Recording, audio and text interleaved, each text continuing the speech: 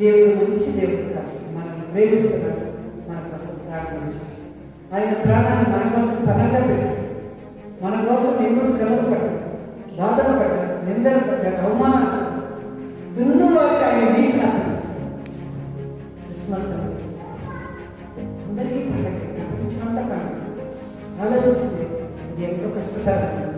SI పుట్టాడు, పుట్టిన తర్వాత వెంటనే ఏమైంది? గర్భరాజు ఏం చెప్పాడు?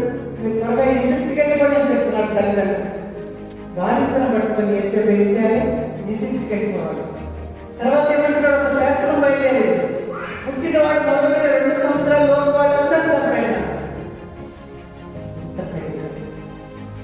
అన్ని శ్రమల నుంచి దేవుడు వేసైని తప్పించి మన కోసం, సర్వమానవాడి కోసం దేవుడు కాదు.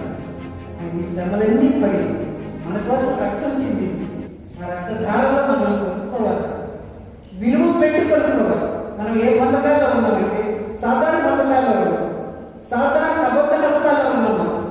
సాధారణ హస్తం అంటే రక్షణ లేని వాళ్ళు ఎలా ఉంటారు? ఇక్కడ ఉన్న బిడ్డలందరూ రక్షించబడ్డారని నేను అనుకుంటున్నాను.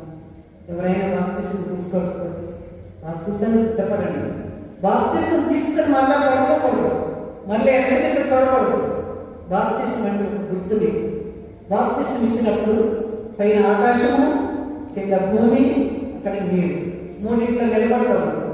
ఈ 3 కూడా సాక్ష్యం. ఈ 3